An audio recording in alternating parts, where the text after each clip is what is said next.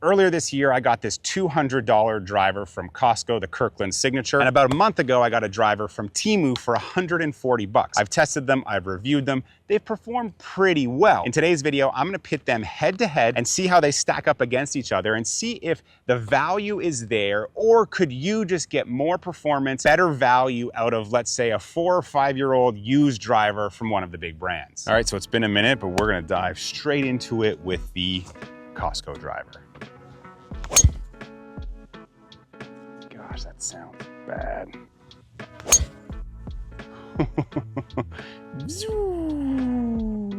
Look at that spin. That felt really, really gross.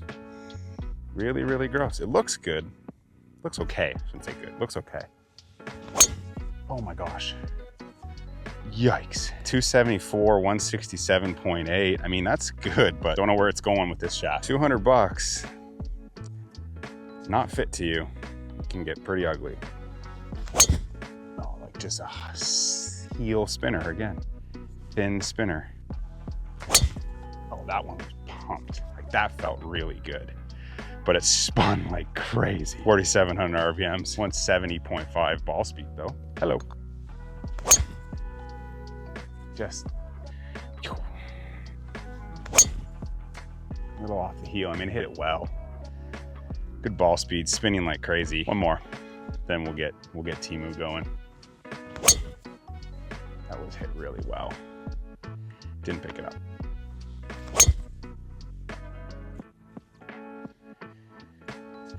There we go. Like that's pretty solid, but it took me like 3 or 4 to actually like get a solid one and it do what I want it to do.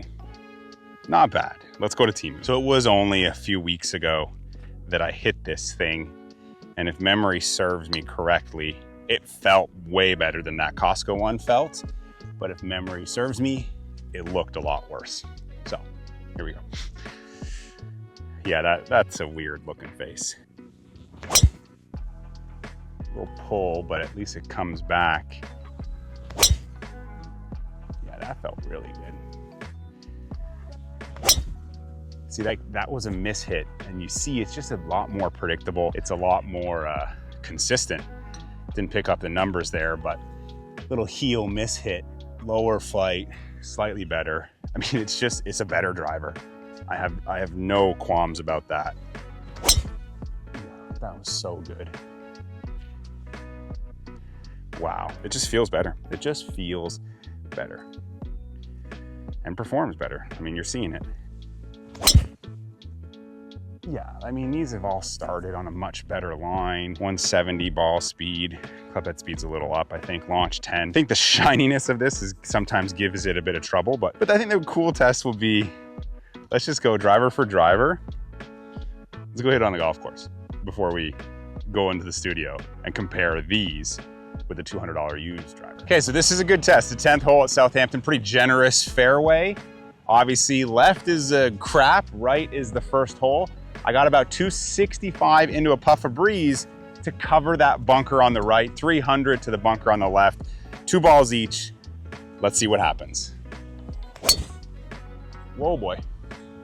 That's that soft shaft left. Another one with the Kirkland, the Costco Kirkland Sig. Oh boy. Yeah, that shaft's a little soft. So now let's go Temu on the course.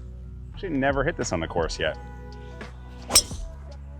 See, like that one was soft shaft toe hooked and it just didn't dive. Like the first one, or especially the second one from the Kirkland. Just a stiff shaft. It's easier for me to hit a draw. Let's pump this one. Okay, let's go out there and see where these ended up. So as expected, out on the golf course, the adrenaline is up a little bit. In camera too, you know, the softer shaft's gonna kick a little bit for me, and those first 2 from the Costco driver were just like, whack, whack. Second one, I mean, it's in the bush. Let's see where the first one turned up. But then both of them with the Temu driver were kind of the same, little active shaft off the toe, but they held on. They held on pretty good. So let's see where they all ended up. So there is the final Temu one. Said it was 265-ish over that bunker. It kicks on down. I mean, that's That's very doable. There's my first Costco one in the bush. Not very good. Took a little bit of looking, but there was the first Temu one left as well. But yeah, interesting. Interesting to say the least. All right, well, out on the range, what I expected. The Temu driver, it just felt better from memory, and it felt better out there, and it performed slightly better out there than what I remembered the Kirkland to perform like. The Kirkland shaft is just way wrong for me, so it's gonna give me just crazy different ball flights because it's gonna be kicking differently depending on how fast I swing or the sequencing or how good the golf swing is. And you saw that very much on that 10th hole. You kind of jump at it, you have a bit of nerves, and I don't hit duck hooks. Like I hit push fades or pulls and like 2 duck hooks. So very, very interesting stuff when you take them out on the range. But I wanted to come inside and speak to those claims I made that I think maybe a $200 used OEM driver could outperform these current budget golf clubs. So I looked online trying to find basically a $200 used TaylorMade driver because I was a TaylorMade staff player. I have every head from like the last 12 years, and I have a bag full of shafts from the last 12 years. And I found the M5 from 2019 kind of comes in around that price range. And looking on the website, Second Swing there, it was like a Tensai Orange and the Fujikara Pros. I don't have that Tensai shaft, but I have a Fujikara Pro. So this is a Fujikara Pro, probably from like 2014 or 15. I think I used this driver in like the R15 driver. And M5 head, 9 degrees. The Temu driver is 9 degrees. And then I bumped the Kirkland driver down to 9.5 for this head-to-head comparison, just to try to get, the most similar golf club I could. But at the end of the day, neither one of these are fit for me. So let's just see what kind of numbers I get with them. So I started with the Temu driver because it was the one that obviously feels the best of the two. And then I went M5, then I went Kirkland. I didn't want to go like the last driver I'm most loose, most warm up with the one that I think is going to be the best with the M5. I wanted to put the one that generally I think would perform the worst when I'm swinging the best and the fastest. So we put Kirkland at the end, 10 shots. There was one misread for each where the club head speed just read wrong. So I took that out and had to hit another one, but like 10 shots. Let's just see what we get. Temu was kind of giving me what I expected. It was harder to hit it left, even if I did pull it, but it was easier to hit it high and spinning to the right. Then I go into M5 and it was like instantly, holy cow, this thing is spinning to the moon. But the ball speed was like, wow, this is low. And I wasn't like diving into these numbers. I was literally just hitting the shots and making sure all of the readings were accurate. But it was pretty like, wow, this isn't going very far. Low ball speed, low carry, tons of spin. Then Kirkland, and this is honestly the best I've ever felt swinging the Kirkland driver. I did a video with it. I did some deep testing with it earlier in the year. I had some good shots with it, but generally it did not feel very good, and the numbers and the performance and the consistency was not there.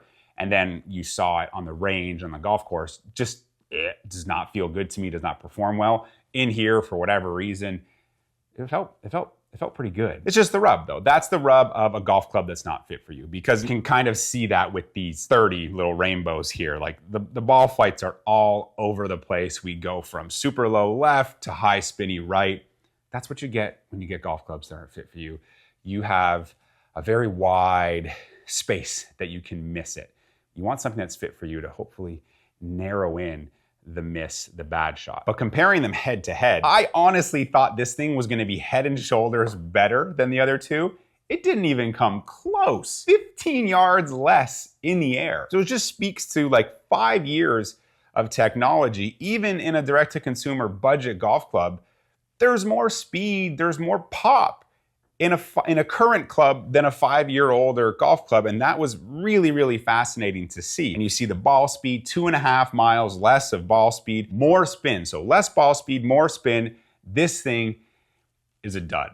Absolute dud. The other two perform better. Like they just perform better. They're faster. They're just slightly better golf clubs until you look at dispersion. When we look at the dispersion of these three clubs, you see just how tighter the M5 is. So that speaks to the technology, the R&D that the OEMs put into forgiveness in their drivers. I know it's everything that's being spoken about now in marketing is about forgiveness. It was speed for a long time, but even a club that's 5 years older, that isn't as fast as current stuff, It's far more predictable, consistent, and forgiving. Even though this thing was like spinning like crazy, it was doing roughly the same thing every time. And that dispersion is wildly better than the dispersion of the other two. The Temu driver and the Kirkland driver, the dispersion, those circles are roughly the same.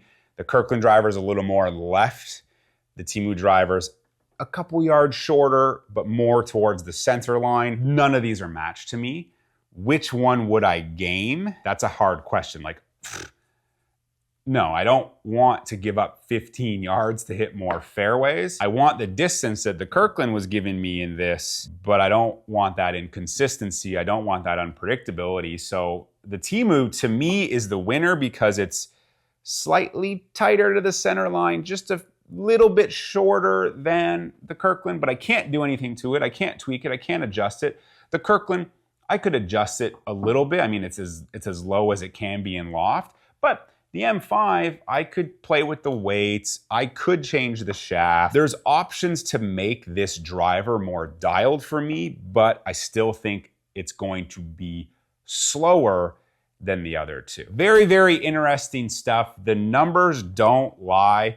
I thought the Kirkland driver was complete junk. I still don't think it's that great, but for 200 bucks, it's okay. The Temu driver, incredibly impressive and surprising for 140 bucks.